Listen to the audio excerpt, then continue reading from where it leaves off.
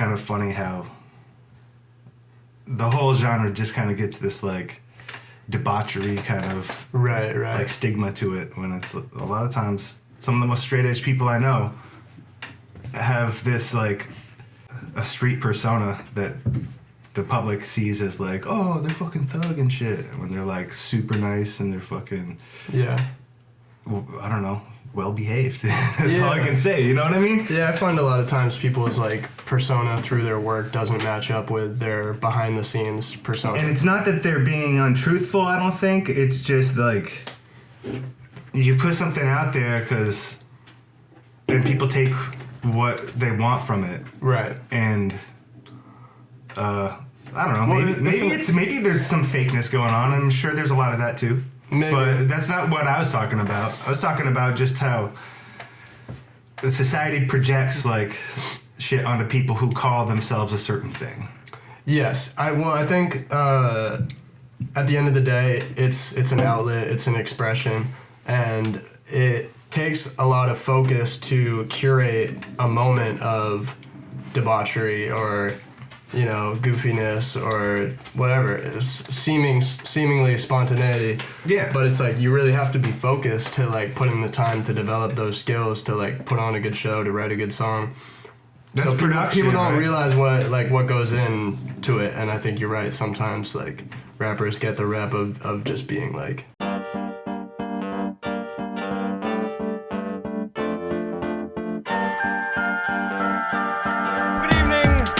And welcome.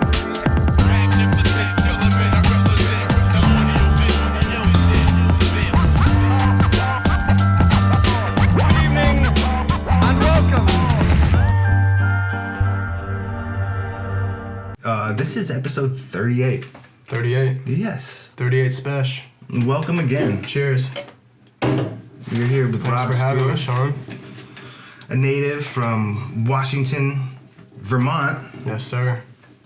and now native to Brooklyn. I think 10 years is what they say to become a New Yorker, so I got like 7.5 to go. So what brought you out there? Music.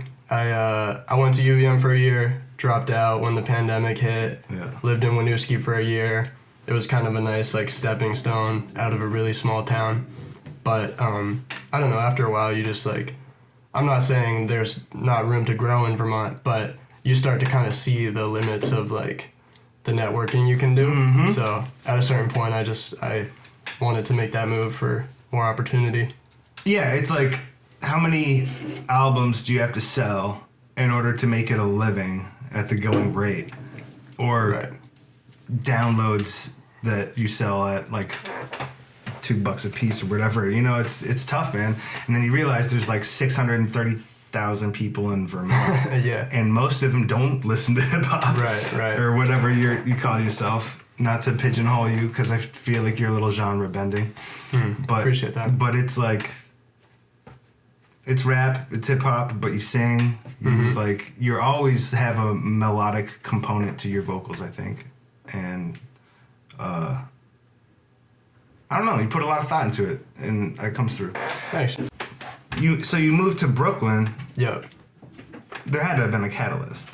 Yeah, I mean, I don't know, it was kind of one of those sudden realizations at like half a year before I actually moved, of like, I need to like switch something up big time, you know, like I need to really get out of my comfort zone. And once New York popped in my head, I kind of just like couldn't let it go until I made it happen, you know.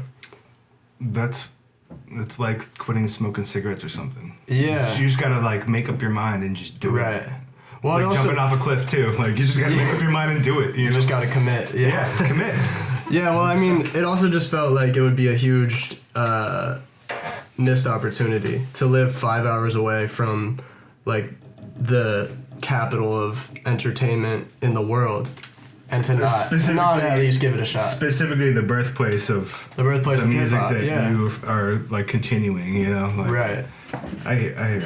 And you know, they say, you know, if you can make it there, you can make it anywhere. So I feel like, or I felt like, and I feel like I need the time is right. Put myself to the test there. You know, put that fire under my ass. Well, I'm glad you did. And thanks, man.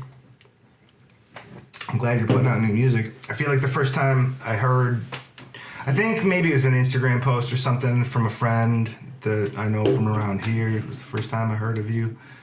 But like I heard you play it on WRUV. Yep. And I saw like the first thing I saw of you was a music video. I forget which one it was. You were standing in front of train tracks. Oh, at the very end of it, or throughout the whole video? I thought it was throughout the whole video. Was it in black and white? I didn't think so, but it was not very colorful. I feel like I've done train tracks at least a few times. Oh man, you put out a lot of music. That's a sign of that. I feel like, wait, which music video was that? Right. But yeah, your stuff's really good, man. And Thanks, the latest video that I watched was Stream of Consciousness. Yeah. It's like just like like a water park, man, floating in the tube. Yep. It's good for that, and you got like subtle concepts that you apply to, like you're laid back but energetic, and you embody like the principles of water. Your flow is like drip, drip, drip, drip, and it's like, I don't know, like everything just lines up, and a lot of people will probably like listen to your stuff a few times and be like, oh, I get it now. Like there's a lot to it. And Water is your compilation album that you just put out. Yeah. It's part of a series of elements, so like Earth, Air, Water, Fire. Okay. So the Earth one was 2021 when I was still in Vermont and Winooski. Stuck in the mud. Yep, stuck in the mud. Yep. You know, like learning earthly things, like my first apartment, you know, providing for myself, all this and that. And then Air was kind of, that happened over the course of moving to New York, so that's detaching, you know, letting go of your tethers. Yeah, literally flying to New York. Well, more like driving in a packed car, but yeah. And then Water was kind of like you know, that up and down roller coaster that this past year or two has been. And now I'm working on Fire, which is, you know, bringing it full circle, and to me represents trying to kind of like, you know, first you like lay your foundation with Earth, then you like let go or learn to let go of those attachments when you need to with Air. Then with Water you learn to kind of surrender to what you can't control, and then with Fire you try to take some of that control back and you know, forge your own destiny type shit. Can be kind of corny, but I'm trying to make it, you know. Nah, well, that's like the, I don't know. yeah. So I feel like there's a lot of talent that focuses on just trying to be slick and never like emphasizes like expressing their honest philosophies. Yeah. And that's refreshing to see you like bringing it all together. And there's a kind of like dance vibe from a lot of your music that's kind of similar to Anderson .Paak, and that kind of like that I get, because plus it's like very like melodic hip hop too. So yeah, that's one of the things I associate with that.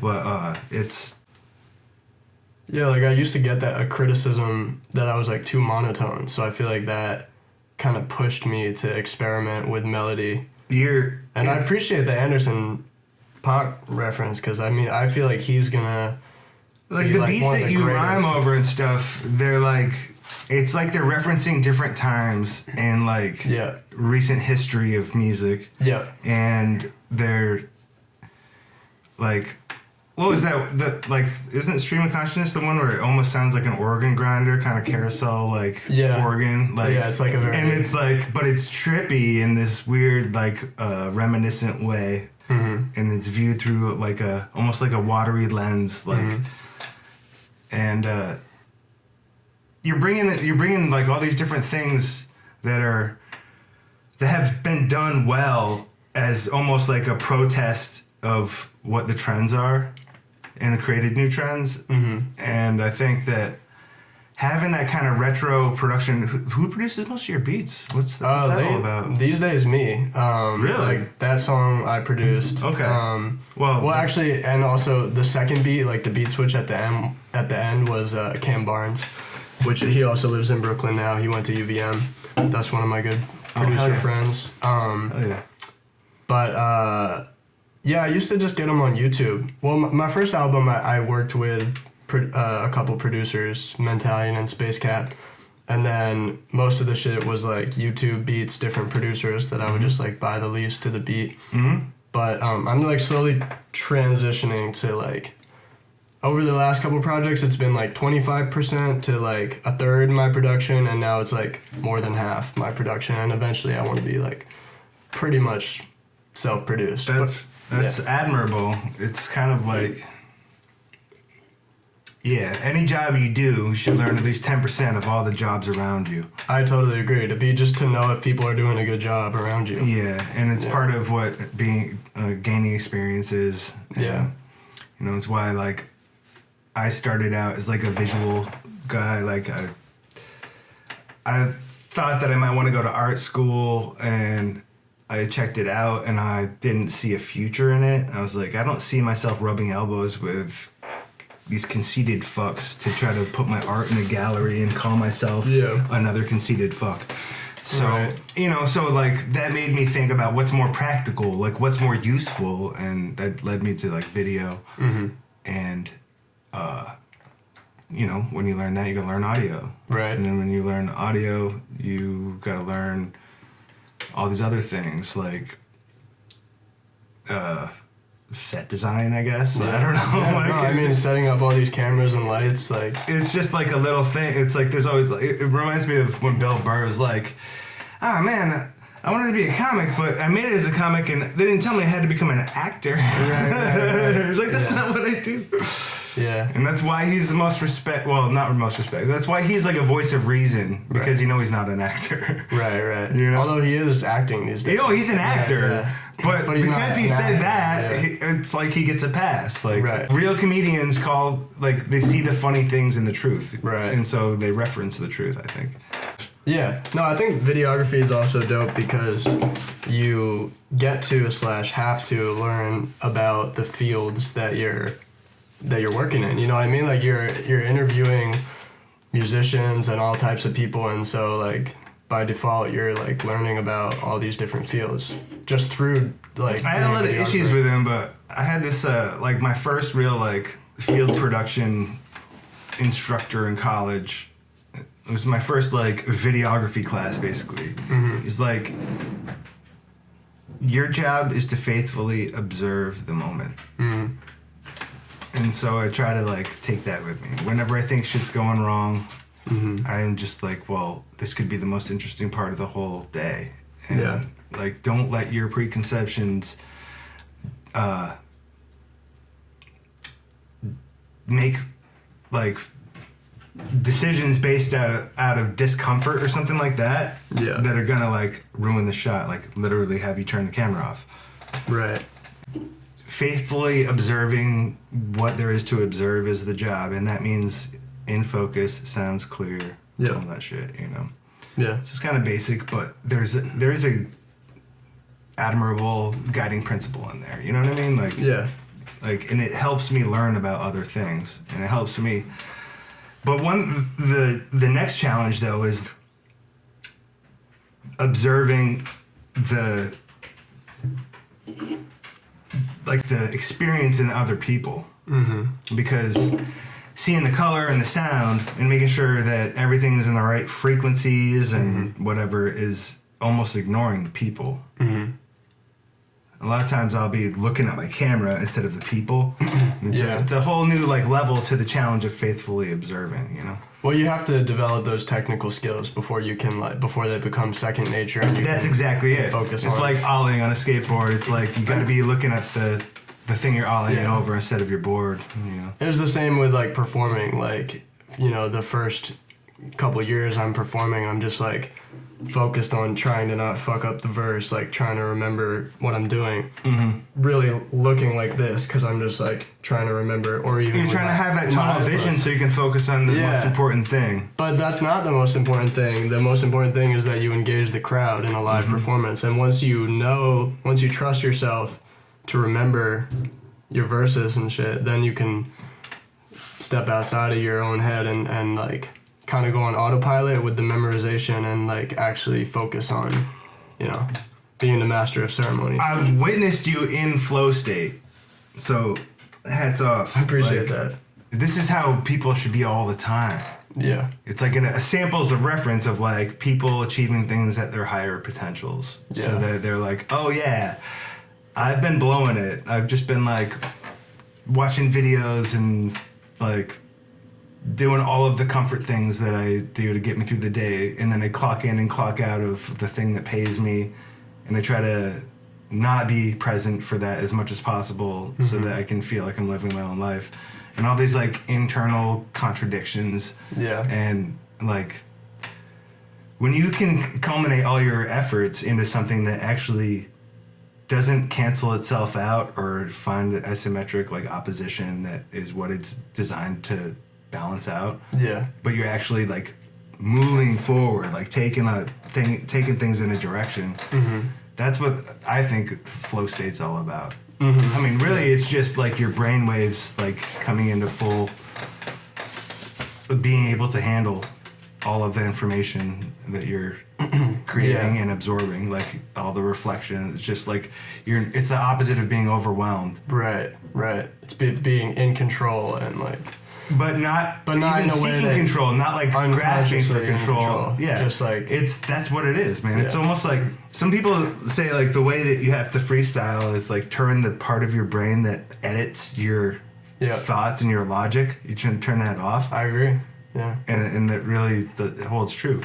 But flow state is when it's almost like a balance where there's nothing you have to edit because it's working back and forth together. Like, Yes.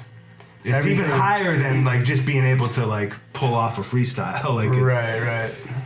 Yeah, you're just like, I don't know. You're like an octopus. You just have like the hands to do everything that needs to be done. It's dope. And if you don't know what we're talking about, I'm sure you do. Like in everything where perfection is, you can imagine it.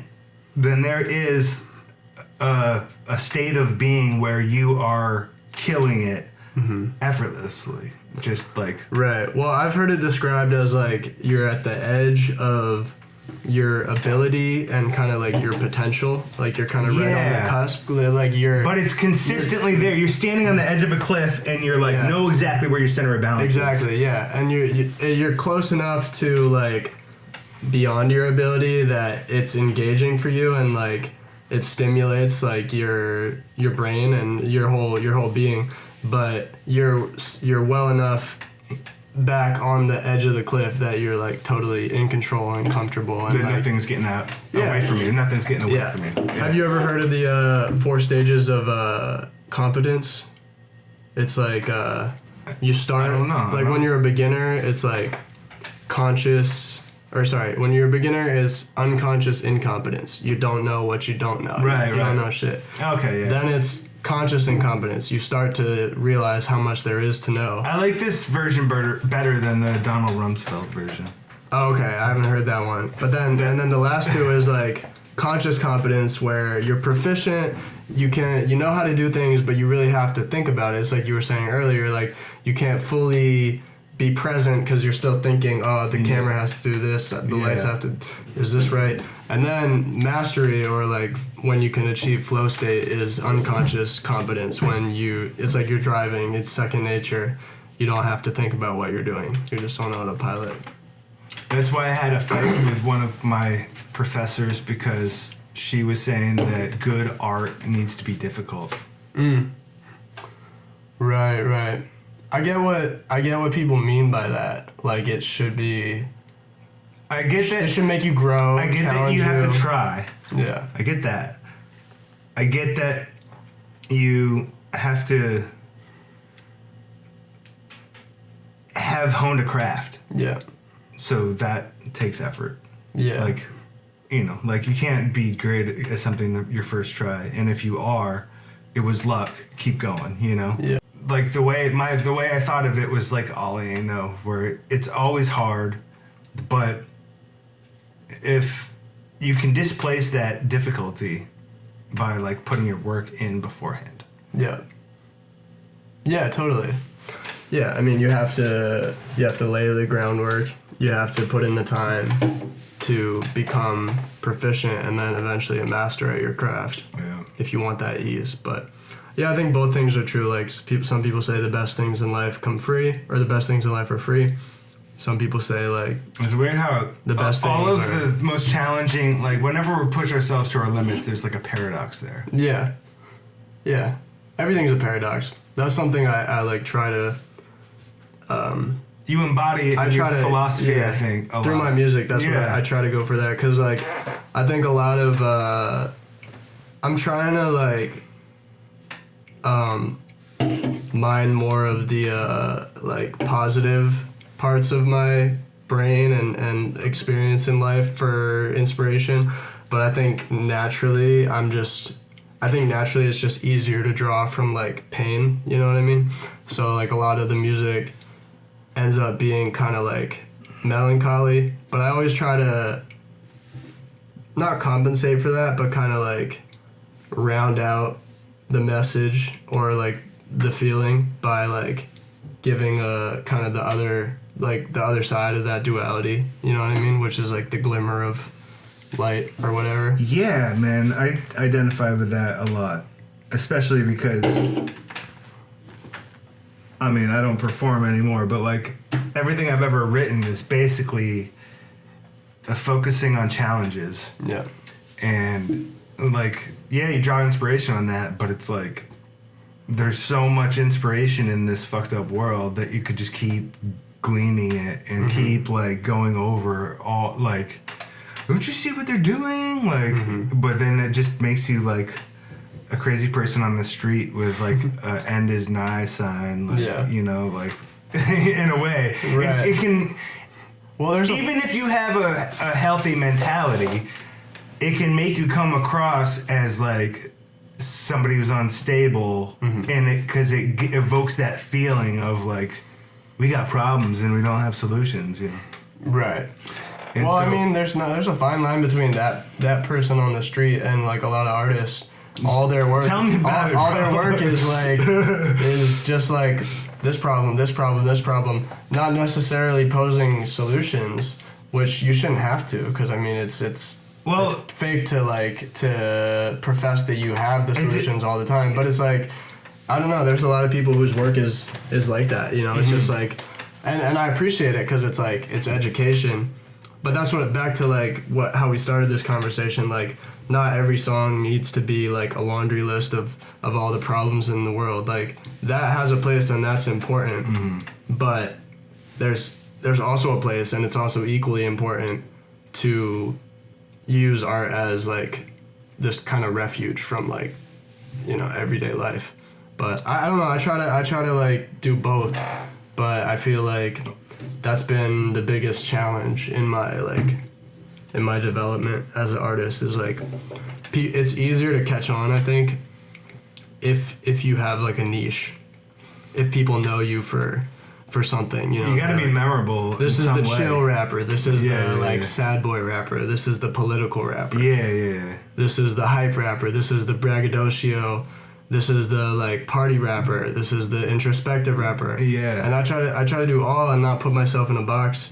It's kind of painful to put yourself in a box like that. Like, Yeah. I feel like that's what causes you. It's a tendency that is involved in that causes all these childhood stars to have issues when they're trying to grow up and adjust to the world, because of like everybody's got a stronger idea of who they are than they do themselves. Wow.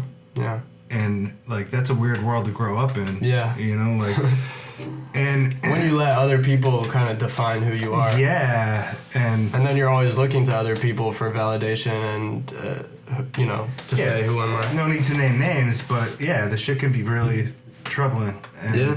I think it's related to the whole trend follower tendency in art, where it's like, okay, maybe art is a pretentious term, and some people are just performers, and you know they started as dancers and they know how to put on a show, and it's still art, but it's not like when the Pussycat Dolls get a record deal, it's like, what the fuck? Yeah. It's like you're a stage show, like. there are things that just make me wonder about like why people are doing it, and it makes me think of when I was like 20 years old. One of my friends was like, "Yeah, I'm doing it for pussy," and it just made me feel so alienated. Like, who are these people? Right. Yeah. Well, yeah. I mean, there's people who. I mean, if that's the thing that you're missing in life, and if you made money and that's what you'd spend it on, okay, you're doing it for success or something. But like, Right. it's weird how like you can be so like quick to change who you are to appeal to somebody else. Totally. Yeah. Yep. And What's it like being in Brooklyn and like running in circles and doing shows with people and stuff? First of all, like, what's it like being in Brooklyn? yeah, Like, I mean, well, it's interesting because, you know, I moved there for more opportunity. I definitely found more opportunity and have taken advantage of some of those opportunities, and definitely have met way more people over the past 2 years than I ever did in my life. But it's, I don't know, it's like something about the fact that everybody is like in that rat race. Like, it's easy to let yourself get beat down and discouraged, you know what I mean? So I feel like I almost was more productive when I was living here, but I feel like there's just an adjustment period of like moving there and being like, okay, this is a different playing field. I need to adjust to this. yeah. I need to like reconfigure my whole approach. So I think that's important, and I think it has been beneficial that I moved there. But yeah, I mean, I don't know. I like it a lot. Like, I could see myself living there for a long time. I don't know if I could see myself moving back here. Like, I usually feel like I couldn't, just because it feels too like stifling. Like, I was here my whole life, so it just feels like a bubble. Like, it feels like going back into a bubble. Yeah. But I don't know. I could see like living in New York, building those connections, and then maybe, you know, if I get to a place where like I have the platform I want, I have kind of like the stability that I want, you know, maybe I move back here, or like a quieter place where it's easier to like focus and be an individual. But I don't know, New York's, it's a double-edged sword, because it it kind of forces you to keep up with everybody else around you, so you kind of, to a certain extent, you have to see what other people are doing and be like, okay, I guess I have to do this thing too, just to like be running in the race. But it's also so oversaturated that it forces you to think, how can I cut through all this noise? You know what I mean? Yeah, I do. It makes me think of like going to graphic design school in like 2002. Like, bro, like, it's so saturated. Everybody's a designer. Yeah. Everybody, like, trying to figure out how to squeeze $1 out of this shit is like difficult. It's almost like you have to use more of your brains to figure out how to sell yourself than to just do your fucking thing. Oh, totally. Yeah. That's the hardest part for me, is like, that's what keeps slowing me down, is like, every time I kind of just like hit a hot streak with actually making new shit, then I'm like, wait, but I'm slacking on actually like putting something out, rolling something out. And then every time I kind of focus on the nitty gritty of like the business side, then I'm like, oh man, I lost my creative spark.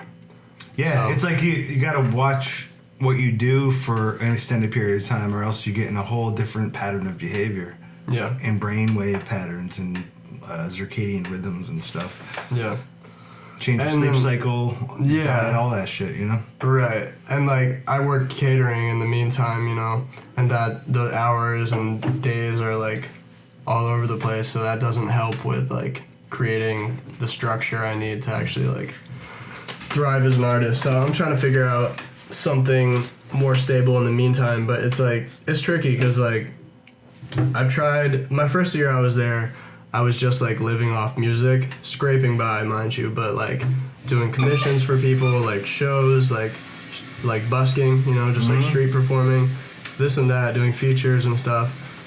And it was like cool to be just like a full-time artist, but I didn't really have much time or creative energy left over to actually like make new shit. So then I'm like, okay, let me get a real job and, you know, just have that time be that time. Sometimes making art costs money too. Well, that's the thing. That's what I realized is like you gotta pay to play a little bit. Like you gotta invest in your art to actually take it to the next level. So that, I mean, that's helped me in that sense, but it's also like soul crushing, and then you feel like less of an artist because you're working also a regular job. So I don't know. I want to find something more fulfilling, meaningful, but it's like how many jobs that do good for society or like are fulfilling for you pay well? Not that many. Like How different would it be if like, or without a college degree, mind you.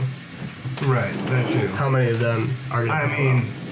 College degrees are getting less and less important by the minute. Agreed. Like, we're not all the way there yet. No, but it started, and then all these people who've been holding their tongue about the schools that ripped them off, they're gonna start talking once they realize, oh yeah, the jig is up. Like I don't have to protect the accreditation of my education anymore. Right. I'm gonna tell them. You know, imagine what it would be like if just say like the top 1% of most serious artists that do what you do, that have the similar inspirations as you in Brooklyn, work together for the scene. Yeah.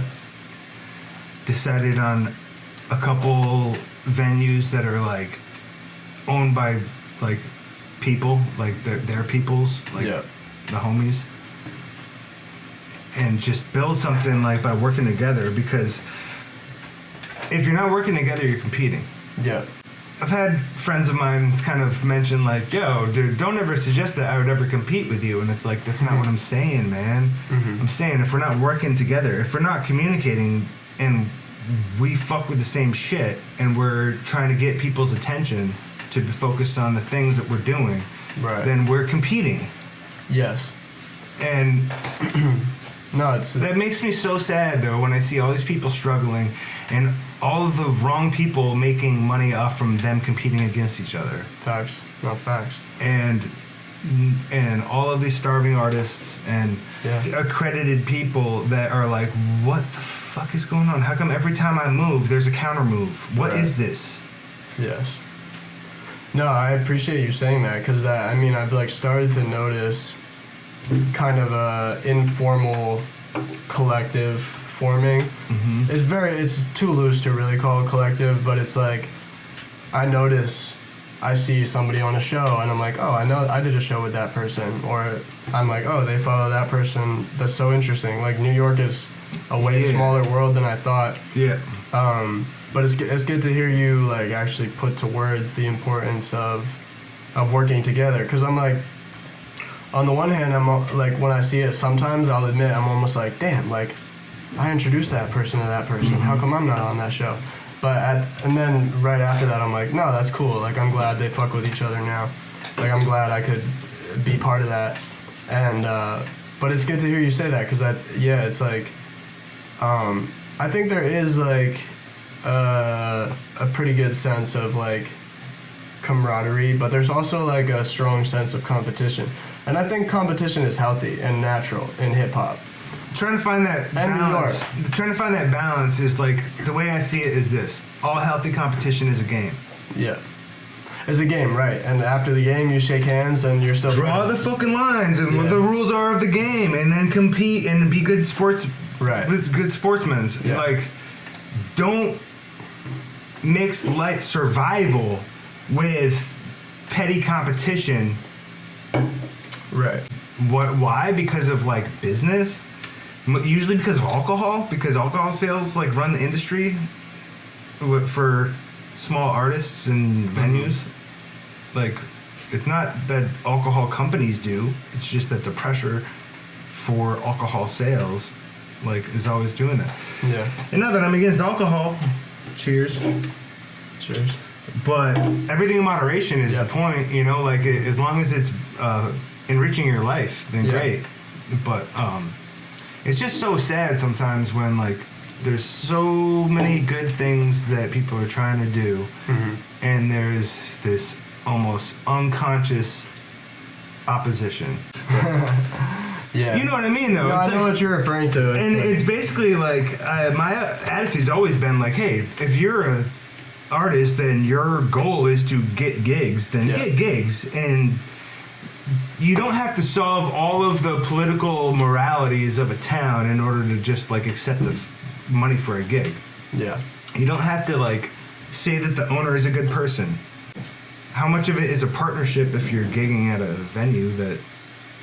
How much responsibility for the community do you take for letting somebody who has hurt people in the past continue a successful business and you be associated with them?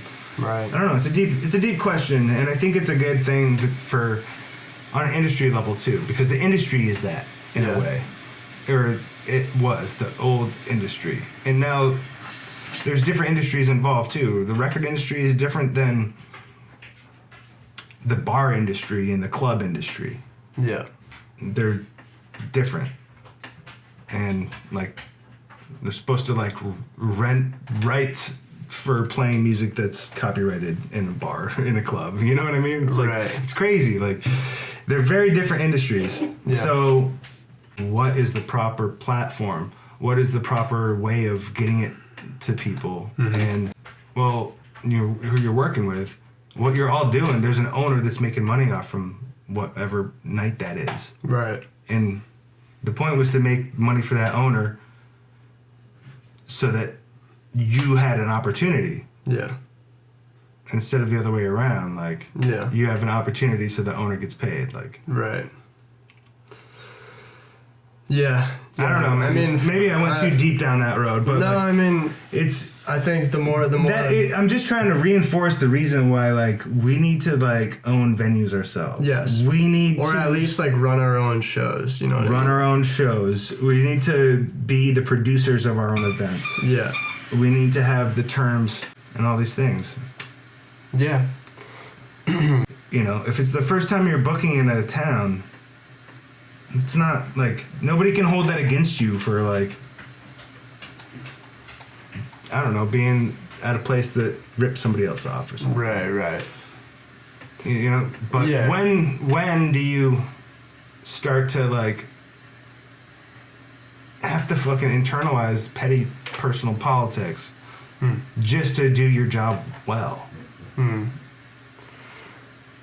Yeah, dude. I hope you haven't gotten to that point yet. No, I mean... That's part of the reason why I go into a bigger town. But the bigger town means that there's even more potential by working together and having a not a collective necessarily, but, like, at least, like, having, like, a camaraderie that supersedes the competition so that people are united instead of divided. Totally, yeah. Well, there's also less accountability or less, like, transparency in a city of, like, you know, what businesses are doing what. You have no idea. At the same time, it's like... Small towns talk, the people gossip and shit. Right. But at the same time, it's like there's more choices, so it's like if a venue has a reputation for, like, not being good, like, they're not going to do well. So it's almost like the competition, the extra competition counteracts it. Exactly, like that's the, I guess, what keeps businesses or venues, like, accountable is, like, if they're doing shady practices, eventually, like, people won't book them. It's one of the problems in Burlington. You got a very limited number of liquor licenses, and they're all just for criminals? This isn't about politics, though. This is about art. Yeah. This is about expression, but it's like, you know, it's like dropping a pebble into a pond, and what are those ripples going to end up as? Where are they going to land? And what's the contour of the surrounding shoreline? It's like we need to stop all the just, like, stepping over each other's heads for $1 because the whole thing about getting paid is working together. You got to walk as one. Yes. At least to a certain extent. Anytime there's a successful event, or anything that somebody thinks is cool, Yeah. there's already somebody else there to bite it instantly, and to make offers that diffuse the convergence of focus. Mm-hmm. Yeah. Shit, man. I mean, to be honest, like, yeah, these past 2 years, like, my mind hasn't been there because I've just been like, when you move to a huge city, it's just like you're an individual, and you're just like trying to get yourself. But I think now that, yeah, the more I get established, I think the more that will come back into focus for me of like, how can we actually work smart and like work together? You know what I mean? Yeah, I mean, I'm sure your setting is like this. These are thoughts coming from the bubble you came out of. Right. Yeah. So. Right. So it's like still in my consciousness. Right. But I've had to like shut that or just like put that on the back burner for the past couple years because I'm just like, because you have many more things to focus on that are actually going to help you today. well, it's just like before you can even be in a position to like work with anybody, first you have to like get a gig yourself, you know. And it's like when you move there, you don't know anybody really, so it's like, but now 2 years in, it's like I do know people, I have done different venues, so now it is, I appreciate you bringing it up because now it is time to start thinking about It's the end game when it comes down to it is like, it seems like they don't let an entire scene just get jumbled up and over people who nobody knows. Right. Like that just are waving a couple dollars here and there. Yeah. When you're cutting your teeth, you said in Winooski, is that where your like first shows were and shit? Like No, my first shows were in Montpelier. Okay. Yeah, back at what used to be Sweet Melissa's, which is now Bent Nail Bistro. Mm-hmm. Positive Pie, which I just saw Burns in Skinny Pancake yesterday. Apparently, Positive Pie is not doing shows anymore, or at least not hip hop shows. I don't know, but yeah, it was they like, held it down for a while. So props to all of the great shows you brought. Shout out Positive Pie. Shout out Sweet Melissa's and Bent Nail Bistro. We did a show there a couple years ago. Nice. It was there, yeah, and then that was like right before I moved to Winooski, and then it was like Swan Dojo, Swan Radio Dojo. Bean, Club Metronome, yeah, those staples. And now Rap Night. I did the first Rap Night at Green Door. Shout out Rap Night. Shout out Nasty. Hell yeah. Conflict. And everybody, all the regulars. But yeah. And shout out Green Door too. Yeah, no, Green Door. Shout out Green Door. But yeah, no, it started in Central Vermont. Yeah. Cool. And then when you moved to Brooklyn, how'd you approach getting booked there when you're like a new guy from out of town, when you're like 1 out of a million? That's what it feels like. Right. Or did you just give people your music and not even try to get booked at first, or what was your... I'm trying to think. So like the first show I did was just like I went to a friend's show and he was like, shout out Frankie, he was like, do you want to do a couple songs before my set? That was at Bowery Electric. So I was like, hell yeah. It was just a spur of the moment thing, you know, it was just the friends I had with me. Like I didn't have a big crowd there or anything. But that was cool. And then one of my first roommates, she has a band, Emily Sarah and the Sarahs. And they were booked through this like third party thing called Breaking Sound, which like helped me put on a couple shows. So I did a few through them, and then I did one on my old rooftop of my last apartment, which was pretty sick. That we honestly got like as many people as we could there without the roof caving in, without getting a noise complaint. That sounds like the best show ever. That one went really well. That was sick. Like we weren't sure how it was gonna go. To this day, I've never been to a better show than a house party. Yeah, dude. I'm sorry. And it's harder to do in New York, but yeah, I've only done like one DIY show like that.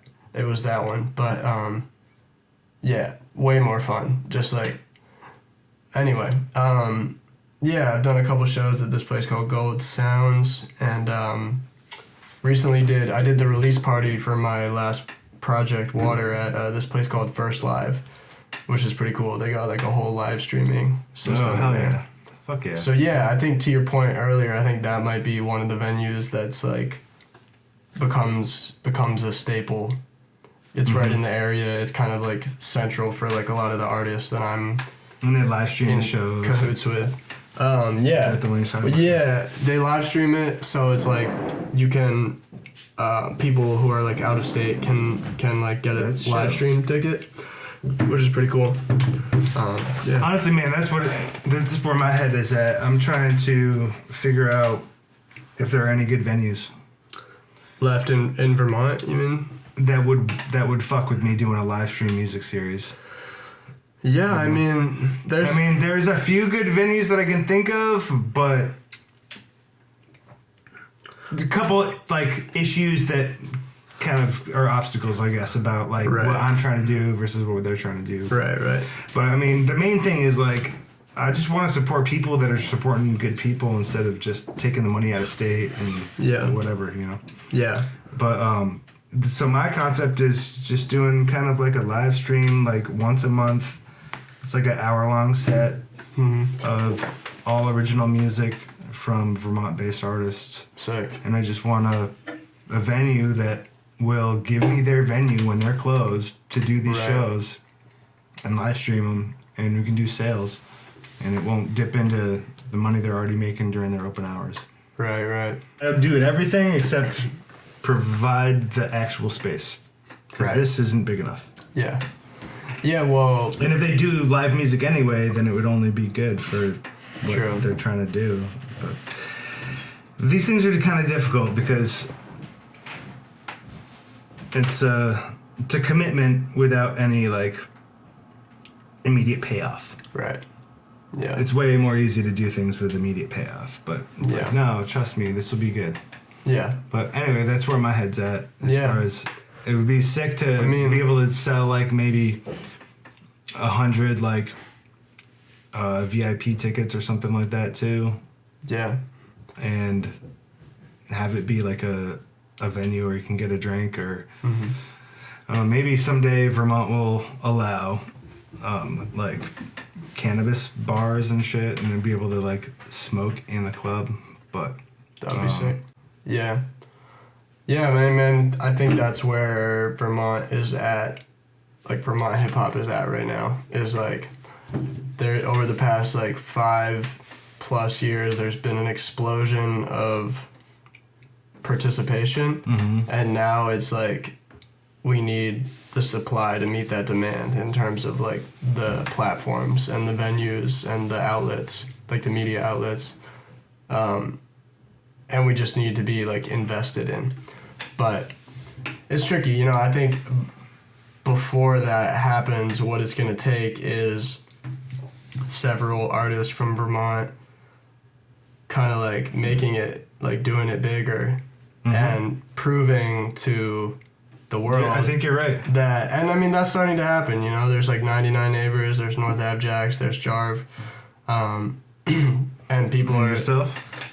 Hopefully, we're on the way, but yeah, I mean, that's what I think it takes, is like multiple people making it against the odds to prove that it's possible, and then hopefully people who are more connected in hip hop nationally, internationally, will invest, and then that will hopefully create more opportunity for everybody. But I'm not saying like we need to bank our hopes on like a few people. I'm saying like everybody should like do. The population needs to be excited about it. Everyone should do. That's really what it comes down to. But it's like you have to make them excited. Like everybody for now has to just like do what they can to get people involved and engaged on the ground level. And it's gonna be like a chicken and the egg thing, you know. It's like what comes first, the work or the opportunity, you know. So I think it's just gonna. That's how amplifiers work, though. They keep going around the circuit and amping up every time it goes around again, and that's what you got to do. And I agree. Yeah, I agree.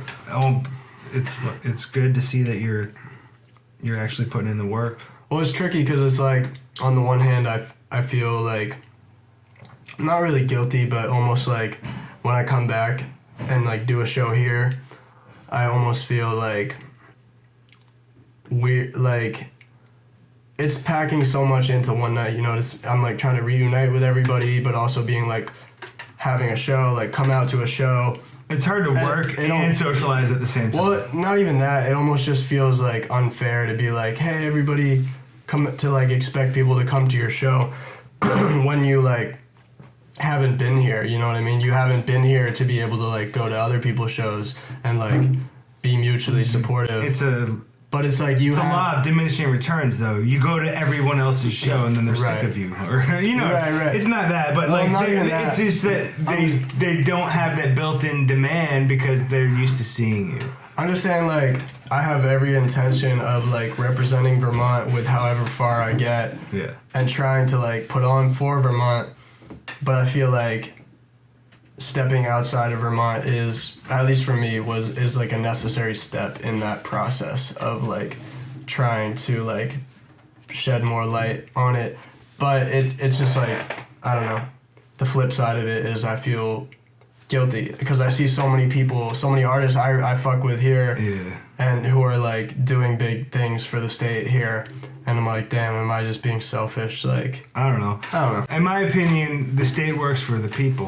Well, you're not working for the plot of land. You're working for the people that are also. That's true. Also lumped into the perception of that plot of land. Yeah, and a lot of times when people say this country or that country or this state or that state, what they mean is the people. Yes. But the state is the government, though. Yeah. Well, I mean, at the end of the day, all this shit is made up. Like, all these lines are made up. It was all stolen from indigenous people. You know what I mean? Exactly. And so, I mean, I think it is more about the people that just by circumstance you've ended up with, in community with. It's about, you know, like, reaching your full potential for the sake of those people rather than this specific place that you happen to end up. But it's like, yeah, you know, everybody... It's nobody's choice to be born where they are. But it's like, you know, if you grew up there, it's like, yeah, you're gonna... You have pride for that place. You still have, like, an obligation to honor it. Right. Because that's where you're from. No, facts. Yeah. And an obligation not only to the people, but just, like, an honesty obligation. You have, like, I think in hip-hop, like, an obligation to be honest about where you're coming from. You know what I mean? And I think it's see-through if you're not. That's an interesting thing. Like, one of my homies from Philly was like, I've always been used to rep where you're from, rep where I'm from. And, like, I was there being like, yeah, I'm from Vermont. And he's like, oh, blah, blah, blah, blah, blah, blah. And, like, I wasn't really repping where I'm from. Mm-hmm. And, like, he's like, so what kind of shit do you like? And, like, all the shit I said as far as like artistic influences, music influences, whatever, was not Vermont centric. Right. And he was like, communicated with me a few months later. He's like, man, I've never met anybody like you. I've been like rep where you're from my whole life. And like now I'm starting to think like, no, like taking the whole world, like there's a whole world, like why have I always had an opposition to outside influence? Well, there's a difference between appreciating other places and representing where you're from. There is. But in hip hop, I feel like where he was saying is just like, it was just always like everything from like his city to his street, like, you know what I mean? Right, well, it's like now I could go on for days about artists that I fuck with from Vermont that inspire me. And obviously artists from everywhere. Mm-hmm. Yeah. But it's like, you know, however many years ago that was, it's like it was like slimmer pickings to actually like name people who were really like doing it officially in Vermont. You know what I mean? So it's almost like you can't rep that because nobody has that frame of reference, so it means nothing. So it's like, and then it starts shifting to like, oh, there's a few gems there.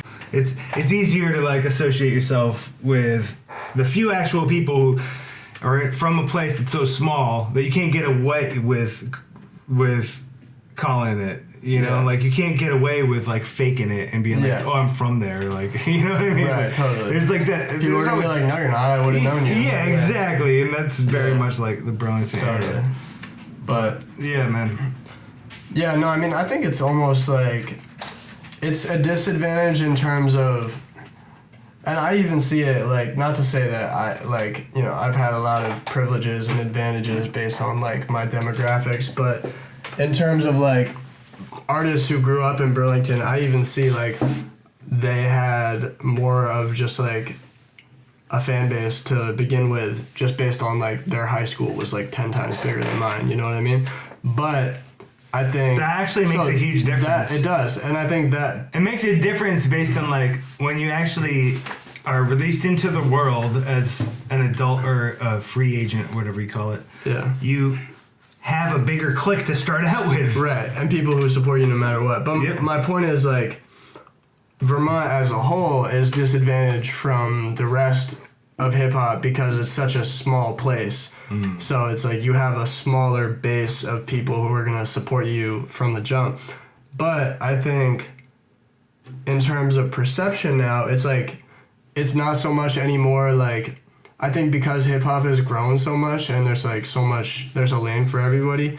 I think it's less like, oh, you're from Vermont, like get out of here, like we're not even gonna give you the time of day. Now it's like, oh, you're from Vermont, like what's that like? Like, oh shit, Yeah, like, it's you, like- you rap, you're from Vermont. I've never even heard of Vermont. Yeah, what like, does Vermont style It's almost sound like an advantage in that way because Yeah. people are like, oh, that's different. Like, let me actually give you a chance. Yeah, man. Let me see what you're about because that's novel to me. You know what I mean? So It goes a long way with just being recognized as like apart from the noise, like yeah, just having something that is that sets you apart, a different category in people's brains when they first yeah, like interact with you. It's like, oh, right, okay. right, all right. yeah, Well, yeah, we got to do that, man. I keep repping Vermont, but I just like would never try to lean on it in the sense of like, oh yeah, I'm from Vermont. Like, we have the best cheese, we have the best beer, we have the best blah blah blah. We have a perception of like being the sanctuary in every disaster movie. right, right, right. You know, like. Although, you know, even that's changing now. Right. I mean, Barry got fucked up. Montpelier both got clobbered. Yeah, we got our own disaster movie now, man. After Irene, and then like what last year, that was rough. floods. Yeah, Those floods. Shout out to Jeffrey Humble, whose farm. I saw that episode. Yeah, Yeah, man. Well, yeah, he's a herb farmer, and not the kind you think. He's got a farm that is based in Intervale. Think that they recovered it after the flood, but it was a total loss that year. damn. And yeah, Yeah, dude. It's my It was. homie farmer. I was in Montpelier yesterday. It was my mom's birthday. That's why I'm down Oh, here. Aside happy from birthday, Mom. Yeah, shout out my mom.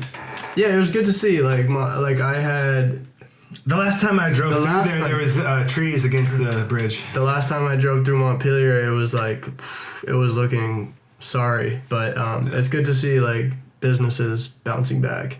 It was like $108 million appraisal for the damage, just the damage done to the Capitol building. Jeez, so crazy, dude. So it's like, I don't know. You can't classify storms based on billions of dollars of damage. Yeah. Because the the value is too elastic. Right, But- and I mean that's mostly calculated from property, which is not synonymous with people. You know Yeah, what I mean? exactly. And a lot of the It's people who are most affected don't have like the most valuable properties. Yeah. How pissed would you be if you heard that like one of the least expensive storms killed the most people? You know, like that would Yeah, not be right, right. right. But what are we gonna do? But it's just weird to think about like, and there was whole like sections of the highway that got Right. like washed out. Well, I feel like putting a number on the damage of a storm in Vermont doesn't even like tell the story because like the state is so not developed in terms of like real estate. Is like if this state was as developed as even like New Hampshire, it would have been way more Yeah. property damage. You know what I mean? Yeah. And that's one of it's one of the big travesties of the modern world is like putting a price on life. Yes. You know, because Yeah. it's not a straight line. Yeah. But so what are you getting into in the near future? Do you have any plans on the horizon? What's For happening? sure, yeah. So right now I'm working on the last project in that Element series, the Fire one. Fire one. Fire. Fire's Dude, gotta be it fun. was smart to end with fire. Yeah, no, exactly. I can see the emojis now. Yeah. Well, I mean, I'm not like tooting my own horn, but you know, people comment, they're like, "Oh, this is fire," but I'm like, you know, just wait. You haven't seen. wait, Yeah, just wait. Yeah, just wait. You actually see fire. Yes, but Yeah. So that one, I mean, I feel like the last one, I really made a big, I leveled up in terms of like production quality, like visuals. So I'm just trying to like do it bigger and better each time. So the next one, you know, there's gonna be merch involved and shit like that. So I mean, that's what I'm working on. But I also have like a separate project, like a full length album in the works, which is like separate. So once that series is done, like that's it for like the Elements. Maybe I'll do like a compilation album or like some bonus songs down the line. But I'm excited to like, not that I'm not having a ton of fun with those, but I'm excited to like get kind of through with that series so that I can. It's a big Just bite. start. It's a big bite to take, man. It It was a big commitment, That's but a it's like commitment. once I did 2 of them, I was like, I have to do, and now once I did 3 of them, it's like there's no way I can't do the last one.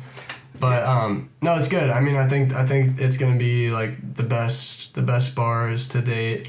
It's gonna I already have a feature locked in that I'm pretty excited about, and I'm gonna be reaching for some other artists. sick. But yeah, I'm excited to the like full length project is gonna be like almost fully self-produced, so I'm excited for that one. Good for you, man. That's sick. Yeah. So on the Fire, you are not self-producing it, like half of it. No, yeah, I would say half and half. Okay. Yeah, it's probably like it's 8 songs, and I want to say like probably 4 of them are self-produced. Like my roommates, they do. I mean, Jarv does a really good job of like setting it up so it looks consistent every time, but it's like, 20 minutes for setup and breakdown every time. And then, it's only one room in the common room, so we just gotta. It's so much extra work. Yeah, and also like the consistency thing. I'm always changing it up. Full honesty, like. But I've fucked up the lighting here before, whatever. But the bottom line is like, I have reference points. For the most part, I can keep things up. I don't have to put that thing up every time. I don't have to put the backdrop up every time. Right. I don't have to rearrange the furniture every time. certain shit. But sometimes we use the space for other things, and it is what it is. And but that's one of the challenges, though. That's one of the things where like I highly focus lack of friction or frictionless work. Like I try to prioritize that on like when I'm gonna do something. Right. I think about all of the obstacles that are gonna be in the way of it. Yeah. When I think about all of the reasons why people won't be able to participate. Yep. And I think about all of the setup and breakdown time, how much it's actually going to displace my life and other people's who are going to participate. I try to make it easy. I try to show up when other people are doing stuff so they don't even notice. That's what it should be. Like I leave my mic plugged in, so it's like if I ever get the urge to record, it's like I don't have all these. You'll lose your obstacles thought in by like Right, having by to the do the time. technical like Exactly. build or whatever. For sure. Yeah. So speaking of technical stuff, Yeah. you said you started producing a lot of your own beats. Yep. And you hope to do more of that. Yeah. What kind of methods and tools do you use? What software you fuck with? I use Ableton for beats. I mostly sample, so I use like Splice, which is just like a sample library. Okay. And I use Logic for recording and mixing. Mm-hmm.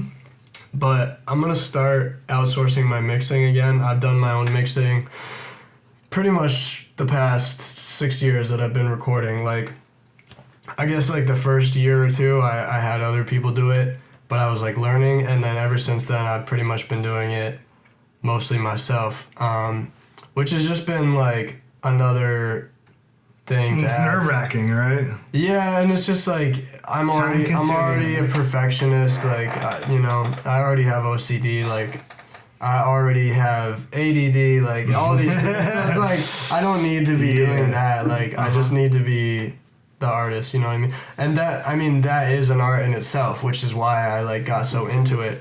But it's like now I'm like, all right, I know how to do that, but there's people who could do it better than me. And I'd rather pay them whatever amount of money than spend like months on it. It's well worth it. So yeah, but anyway, that was a tangent. I use Logic to record and mix when I do mix. That's pretty much it. I'm looking for a bass right now. I'm gonna buy just like a nice cheap bass. So you can do your own bass lines? Yep. Play bass a little bit? Not even, but like I'm gonna learn. But yeah, no. A bass is one of those good instruments to learn because it's kind of like the simplest part of like a song is the bass line. Yes and no. I mean, like it can be. It's like the simplest, but it's also like the backbone. Like it's got to be good. It's always like I feel like if it's off, then it's like the drums being off, right? And it throws everything off. Totally, yeah. And I mean, I feel like a lot of people start with bass lines, but whenever I'm making a beat, I almost always start with sample, like main sample, melody, then drums, then bass. Bass is like the last thing. For me, I don't know. That's just how I do it. But so I always like have trouble finding a good bass sample. So I'm like, if I have the melody and drums and that already sounds like a complete beat, but obviously it needs bass, but I can't find the right bass sample, then let me just own a bass so I can like just do that myself. You know what I mean? Yeah. That sounds, and because I want to start like dope. I want to honestly like that makes it a little bit more like you. It's got more of your fingerprint on it too, in the whole sound. No, that and also I just want to like gravitate more towards like a live sound anyway. So hell yeah. Yeah. And like 10 years, you're gonna have your own band. You'd be like, well, I mean, I have my boy Lev, who like we're working on a project together, and he like performs with me. He'll like play sax, flute, keys, so he does a lot. But yeah, I feel like if I have one or two more people, then it's to the point, because right now it's just like he'd be like playing bass and rhyming over your bass line. That would be fucking sick. I've always like loved like drummers who like also have a harmonica or like sing or something like that. But yeah, I mean, I'll just like extend the beat for him to have a solo. But if I get like one or two or three more people, then it's like I can recreate the whole instrumental. Well, the new spatial sound in AR and virtual reality and all that shit, like we got like production methods for like put a headset on and be in a room with like 5 of you and you're each playing a different musician, and you can hear where it's coming, or music instrument, and you can hear where each one is coming from, but the one in the middle is you doing the lyrics too. Like there's really cool shit right on the horizon as far as new ways of producing. Like gimmicks are gimmicks. Music is never really going to change fundamentally, but there's going to be like the music video format is going to change. Yeah. I mean, I'm here for that. Like, I'm all for evolution. AI and art, it is what it is. I accept it, but... My opinion is nobody should get paid for AI art. Correct. I accept it. I don't embrace it. Like, it is what it is. It's now, like, a competitor, I guess. But I don't think I'm ever going to, like, utilize it for anything serious. You know what I mean? I don't know. Never say never. Who knows? It's a really tricky philosophical quandary. Yeah. It is. The way I think about it is this, is like, should technology better our lives? Yes. Yes. Should it displace us? No. Right. How do we cut that line? How do we cut that path? It's a tough one because... Yeah, I feel like it's Pandora's box. It's like once you open something up for limitless potential, it's like it's going to go all the way, which is going to be for better. The biggest problem with AI is our undying, our relentless drive to murder each other over credit. Like financial credit? All versions of credit. It means belief, but basically credit is like saying, I did that, I have the rights. Oh, like I own the rights to sell it. Intellectual property.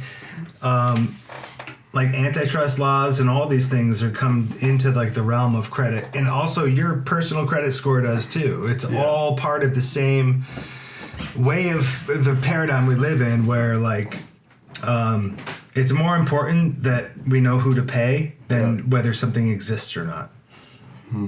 Damn. Yeah, I honestly try not to think about AI too much. Like, nor do I, except for when people like start conversations with me about it, like me to you, and like on LinkedIn, I had some guy like talking like.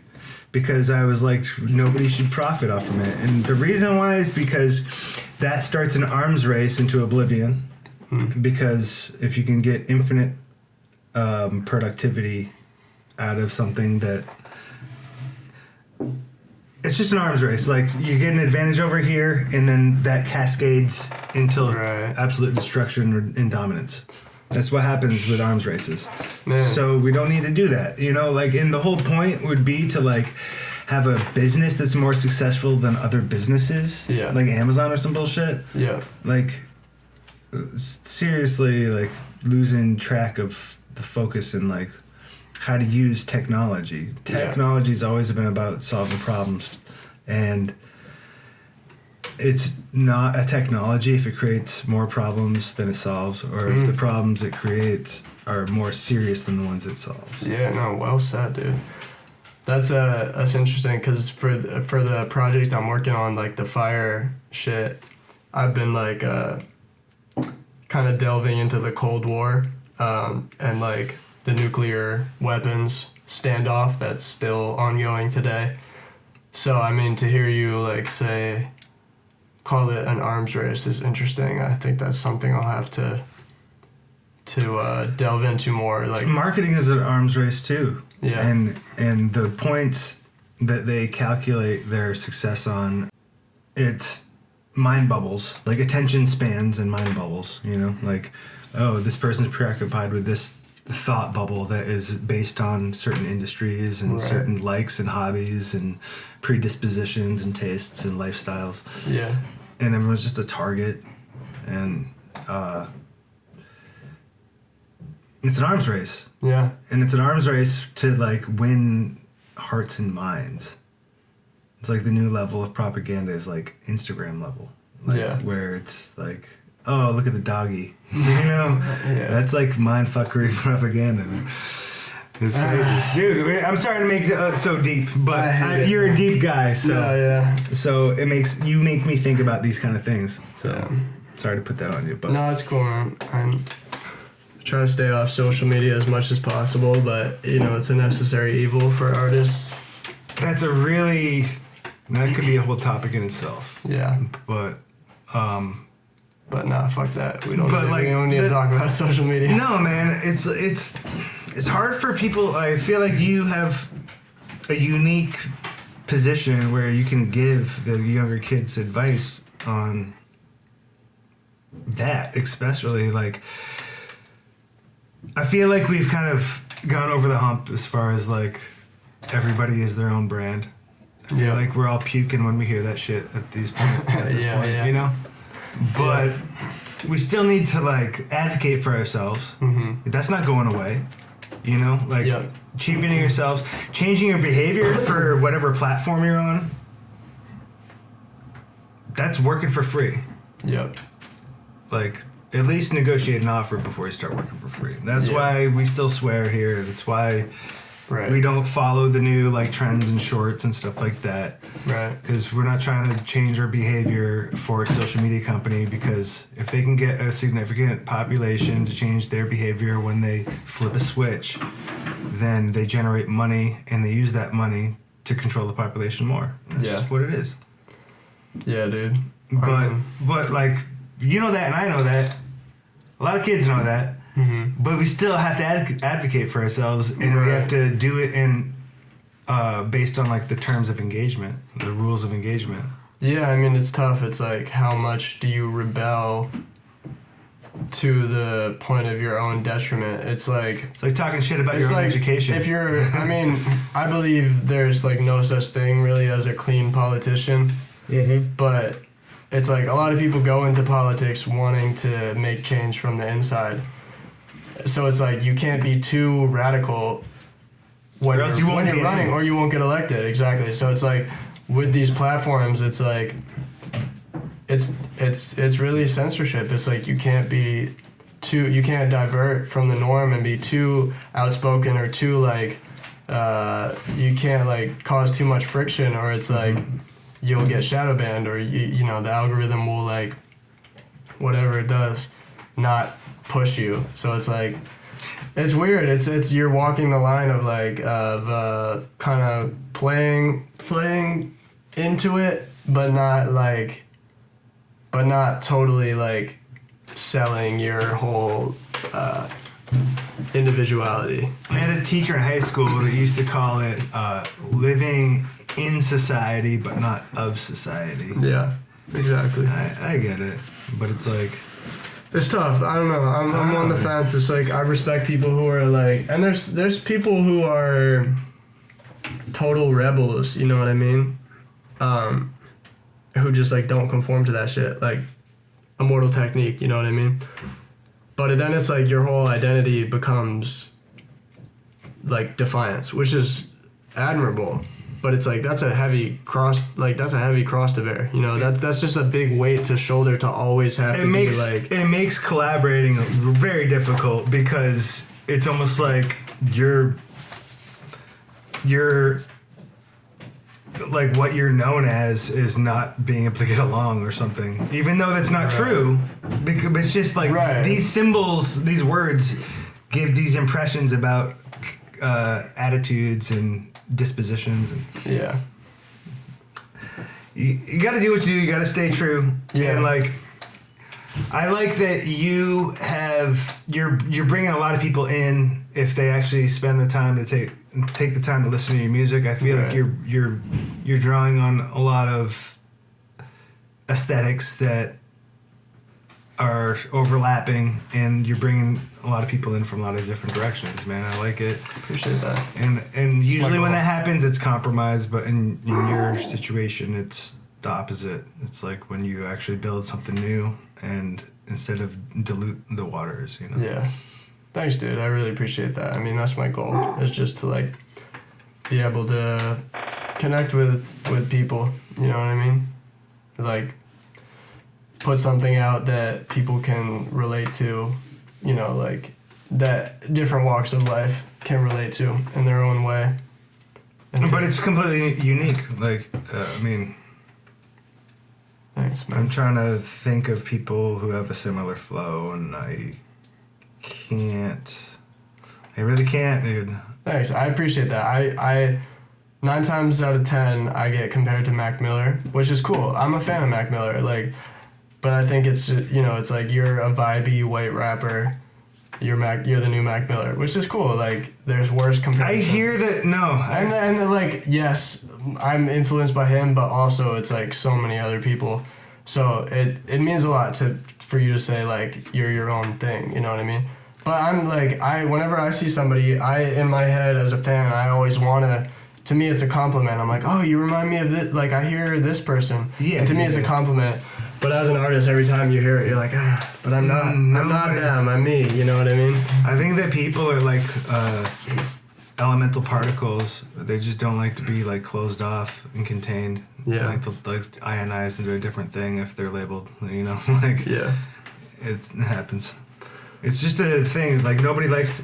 The whole point of like freedom of expression is freedom, I think, and like feeling like you can go anywhere you want to go, and you can anything you feel, you can like put something out to the world that makes other people feel that too. That's what it's all about, and nobody wants to feel like, okay, so your job is to follow this formula. Mm-hmm. Intellectualize their emotions is kind of what lyricists like you do. Not all lyricists, but and not just intellectualize it, but put it into like a feeling. Yeah. That's a physical, tangible thing. That's a vibration that can be measured. Mm-hmm. I mean, my English teacher in high school told me, complicated idea, simple words. Simple idea, complicated words. You know what I mean? Complicated phrasing. So it's like, if I have That's deep. if I have like, that's just like a rule of thumb I've kind of carried with me subconsciously. Like, if you have kind of a little simple feeling that on its face is very like, just whatever, it's like, delve deeper into that. It's like, explore that, you know what I mean? Extrapolate from there. But it's like, if you have something that's really like complicated, try to distill it into something simple and digestible that people can like resonate with as a feeling, and then understand the whole of what you're trying to get across. You know what I mean? Yeah. It's like giving them the chair to sit in before you illustrate the room. Yes. You know, it's dope. Like, it's kind of like a Woody Guthrie quote. It's like, it's easy to make something simple complicated, but it's hard to make something complicated simple. That's a great quote. Yeah. I think the paraphrase maybe. I think that was. No, I mean, that sounds. But yo, it's been a pleasure. You too, bro. This has been Thanks for having me. Golden Hour episode 38 with Robscure. Yes, sir. Thanks for having me.